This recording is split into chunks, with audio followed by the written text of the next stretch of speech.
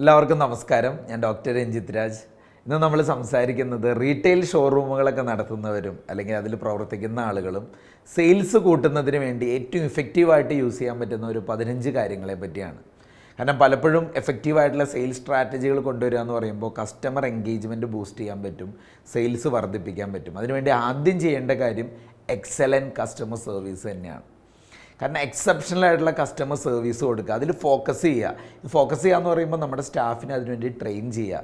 അവരെ നോളജബിളാണ്, അവർ ഹെൽപ്ഫുള്ളാണ്, അവർ കസ്റ്റമറെ പ്രോപ്പറായിട്ട് അറ്റൻഡ് ചെയ്യുന്നു എന്നുള്ളത് ഉറപ്പ് വരുത്തുക. പലപ്പോഴും നമ്മുടെ ഒരു വിശ്വാസമാണ് ഈ കാര്യങ്ങളൊക്കെ നടക്കുന്നു എന്നുള്ളത്. അത് ശക്തമായ രൂപത്തിൽ തന്നെ നിരീക്ഷിച്ച് അതിന് വേണ്ട സംവിധാനങ്ങൾ ഒരുക്കുക. രണ്ടാമത്തെ കാര്യം പേഴ്സണലൈസേഷനാണ്.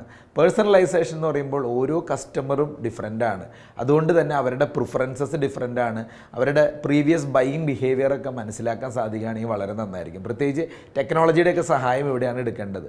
നോ യുവർ കസ്റ്റമർ അല്ലെങ്കിൽ KYC തുടങ്ങിയ കാര്യങ്ങളൊക്കെ ഭംഗിയായിട്ട് കൊണ്ടുവന്ന് ആ കസ്റ്റമർ മുമ്പ് എന്തായിരുന്നു പർച്ചേസ് ചെയ്തത്, എന്തായിരുന്നു അവർ അന്വേഷിച്ചത്, അവരുടെ ടേസ്റ്റ് എന്താ, അവരുടെ താല്പര്യങ്ങൾ എന്താ, ഇങ്ങനെയുള്ള കാര്യങ്ങളൊക്കെ ആ കസ്റ്റമർ ഡാറ്റ വെച്ച് അനലൈസ് ചെയ്യാൻ പറ്റി എങ്കിൽ പേഴ്സണലൈസ് ആയിട്ടുള്ള പ്രൊഡക്റ്റ് റെക്കമെൻഡേഷൻസ് കൊടുക്കാൻ പറ്റും. ഒരു കസ്റ്റമർ വരുമ്പോൾ അവരുടെ ഏകദേശ താല്പര്യങ്ങൾ മുൻകൂട്ടി കണ്ടുകൊണ്ട് കാര്യങ്ങൾ ചെയ്യുന്ന അവസ്ഥ, ഇതാണ് പേഴ്സണലൈസേഷൻ.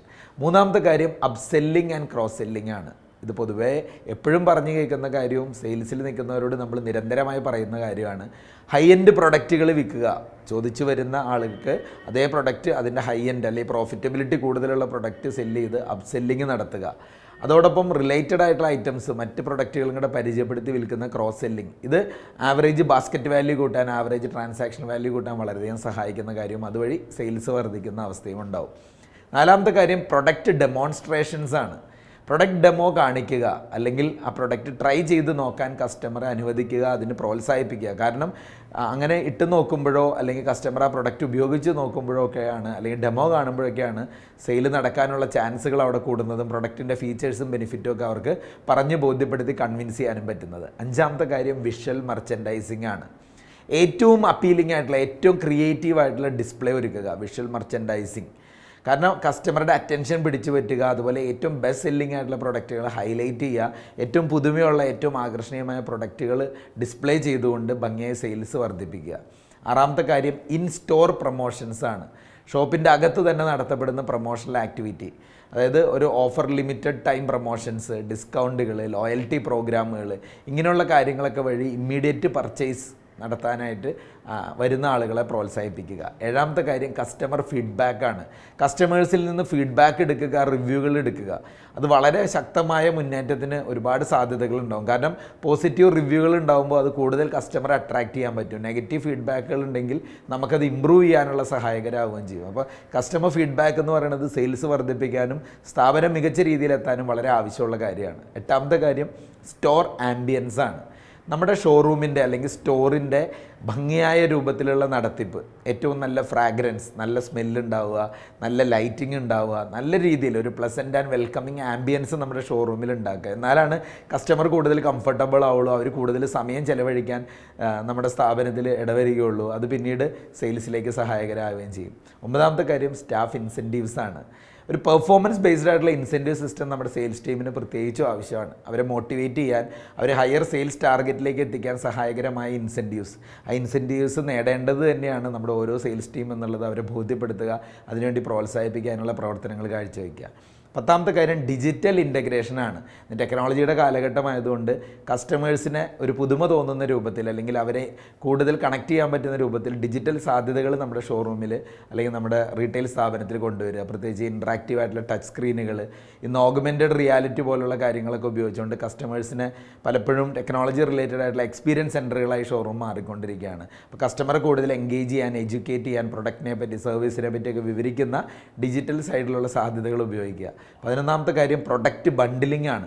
റീറ്റെയിൽ ഷോറൂമുകളിൽ നടത്തപ്പെടേണ്ട സെയിൽസ് വർദ്ധിപ്പിക്കാൻ സഹായിക്കുന്ന ഒരു പ്രധാന കാര്യമാണ് പ്രൊഡക്റ്റ് ബണ്ടിലിംഗ് എന്ന് പറയുന്നത്. കോംബോകൾ സെറ്റ് ചെയ്യുക, 2+1 അങ്ങനെയൊക്കെയുള്ള രീതിയിലുള്ള കോംബോകൾ, പ്രൊഡക്റ്റ് ബണ്ടിലുകൾ, പാക്കേജ് ഡീലുകളൊക്കെ കൊണ്ടുവന്ന് കസ്റ്റമേഴ്സിനെ മൾട്ടിപ്പിൾ ഐറ്റംസ് ഒറ്റത്തവണ തന്നെ പർച്ചേസ് ചെയ്യാൻ പ്രേരിപ്പിക്കുക. അതുവഴി സെയിൽസ് കൂട്ടുക. 12th point social media marketing ആണ്. ഇന്ന് സോഷ്യൽ കൊമേഴ്സ് എന്ന് പറയുന്നത് നമുക്ക് എല്ലാവർക്കും അറിയാം, ബിസിനസ്സിനെ വളരെ സഹായിക്കുന്ന കാര്യമാണ്. ഇന്ന് ബിസിനസ്സുകളൊക്കെ സ്റ്റോർ നടത്തുന്നവരും ഒരു ഹൈബ്രിഡ് മോഡലിലേക്ക് മാറിയിരിക്കുകയാണ്, ഓഫ്ലൈനും ഓൺലൈനും ഒക്കെ സമന്വയിപ്പിച്ച്. അതുകൊണ്ട് തന്നെ സോഷ്യൽ മീഡിയ പ്ലാറ്റ്ഫോമുകളൊക്കെ നന്നായി ബിസിനസ്സിന് വേണ്ടി യൂട്ടിലൈസ് ചെയ്യുക, പ്രൊഡക്റ്റ് ഡിസ്പ്ലേ ചെയ്യാൻ, കസ്റ്റമർ ടെസ്റ്റിമോണിയലുകൾ കാണിക്കാൻ, അതുപോലെ തന്നെ ടാർഗറ്റ് ചെയ്യാൻ വേണ്ടിയിട്ട്, അതായത് വ്യക്തമായ ടാർഗറ്റഡ് മാർക്കറ്റിംഗ് ക്യാമ്പയിനുകൾ നടത്താനൊക്കെ സോഷ്യൽ മീഡിയ മാർക്കറ്റിംഗ് വളരെയധികം സഹായിക്കും. 13th one is customer events. ഇത് വളരെ പുതുമയുള്ളൊരു കാര്യം കൂടിയാണ്. പല ഇവൻറ്റുകളും വർക്ക്ഷോപ്പുകളും പ്രൊഡക്റ്റ് ലോഞ്ചുകളും ഒക്കെ നമ്മുടെ ഷോറൂമിൽ വെച്ച് നടത്താം. നമ്മുടെ ഷോറൂമിൽ വരാൻ സാധ്യതയുള്ള പൊട്ടൻഷ്യൽ കസ്റ്റമേഴ്സിനെ കണക്ട് ചെയ്യുന്ന എന്ത് ഇവൻറ്റുകൾ വേണമെങ്കിലും ഇവിടെ വെച്ചുകൊണ്ട് ഒരു ആളുകൾക്ക് ചുറ്റും ഒരു ഓളം ഉണ്ടാക്കാൻ സാധിക്കും. എല്ലാവർക്കും ഈ ഷോറൂമിൽ വരാനും ഇത് കാണാനും എക്സ്പീരിയൻസ് ചെയ്യാനുള്ള സാധ്യതകൾ ഒരുക്കുക. 14th one is follow up and retention. Follow up ചെയ്യുക, കസ്റ്റമേഴ്സിനെ പർച്ചേസ് ചെയ്തതിന് ശേഷവും അവരുടെ സാറ്റിസ്ഫാക്ഷൻ ഉറപ്പുവരുത്താനുള്ള ഫോളോ അപ്പുകൾ ചെയ്യുക, അവരുമായിട്ട് നല്ലൊരു റിലേഷൻഷിപ്പ് ബിൽഡ് ചെയ്യുക. റിലേഷൻഷിപ്പ് ഉണ്ടെങ്കിൽ അവർ വീണ്ടും വീണ്ടും നമ്മളിൽ നിന്ന് തന്നെ പർച്ചേസ് ചെയ്യാനുള്ള സാധ്യതയും അതുവഴി സെയിൽ കൂടുന്ന സാഹചര്യം ഉണ്ടാവും. അപ്പോൾ അത്തരം കസ്റ്റമർ റിട്ടൻഷൻ, കസ്റ്റമറെ നിലനിർത്താനുള്ള പ്രോഗ്രാമുകൾ സ്ഥാപനത്തിൽ ഡെവലപ്പ് ചെയ്യുക. And last one is competitor analysis ആണ്. എപ്പോഴും കോമ്പറ്റീറ്റേഴ്സ് എന്ത് ഓഫർ ചെയ്യുന്നു, അവരുടെ പ്രൈസിങ് എന്താണ്, അവിടെ എത്രത്തോളം വാക്ക് ഇൻ കസ്റ്റമേഴ്സ് വരുന്നുണ്ട്, ഇത്തരം വിവരങ്ങളൊക്കെ നമ്മളൊന്ന് അനലൈസ് ചെയ്ത് പോകേണ്ടതുണ്ട്. കാരണം എന്നിരുന്നാൽ നമുക്ക് അതിനേക്കാൾ മികച്ച പ്ലാനുകൾ സെറ്റ് ചെയ്യാനും ആ മാർക്കറ്റിലെ കൂടുതൽ സെയിൽസ് നമുക്ക് പിടിക്കാനും സാധിക്കും.